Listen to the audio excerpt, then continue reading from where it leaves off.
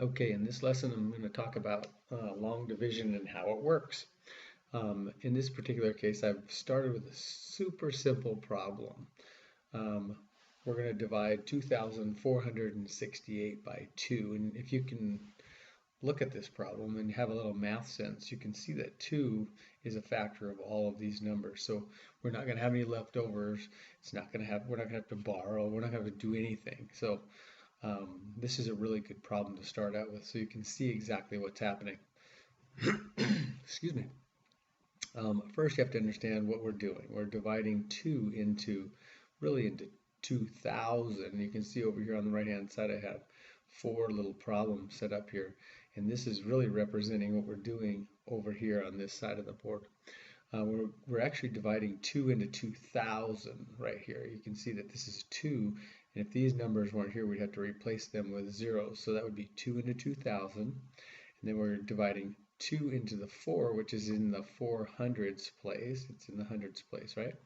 And then we're going to divide 2 into 60, and there's our 60 over here, and then we're going to finally divide 2 into 8. So these problems over here represent exactly what we're going to do. So if you kind of wonder why we place the numbers up above the division sign up here in the place that we do, that's why.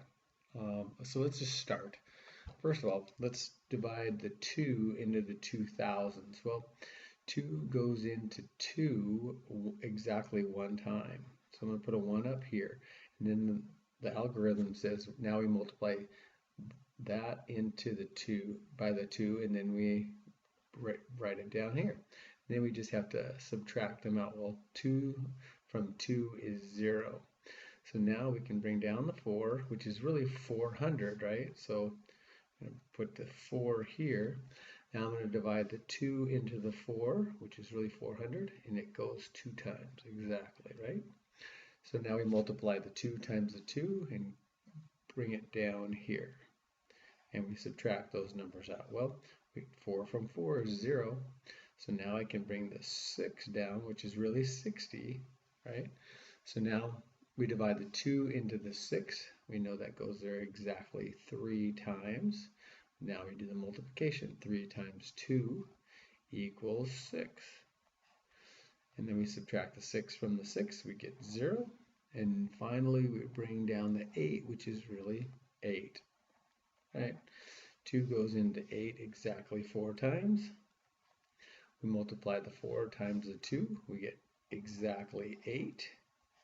Subtract them out. We get 0. So our final answer is 1,234.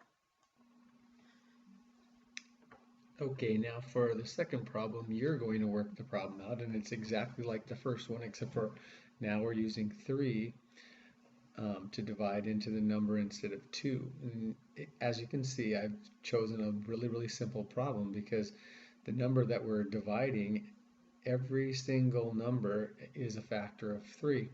So it's going to go in there evenly. We're not going to have any remainders, and it's going to be very simple. So I want you to practice doing this problem, and I'll come back to you in about 2 minutes.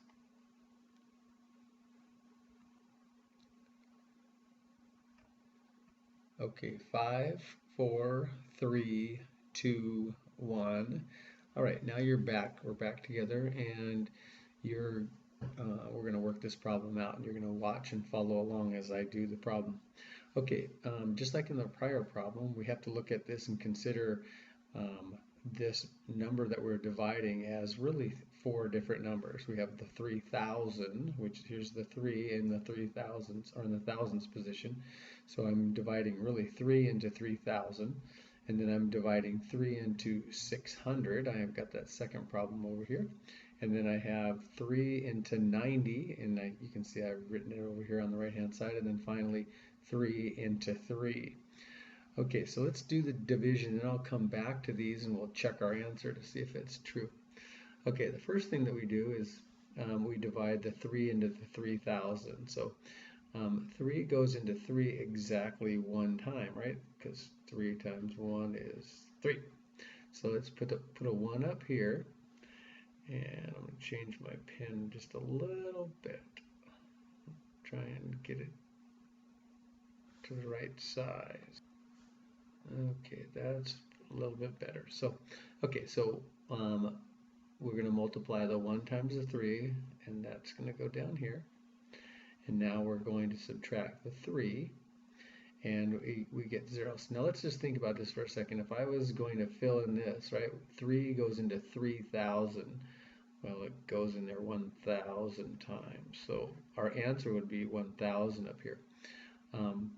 But we still have this 693 to account for. So we're going to go back here and clear these zeros. And we're going to continue on. So now I can bring the 6 down. Bring the 6 down to here. Now I'm going to divide the 3 into 6. Well, we know 3 times 2 is 6. So we're going to bring 2 up here. And then we're going to multiply that 2 times the 3. And we get 6. No big surprise there. So 6 minus 6 is 0.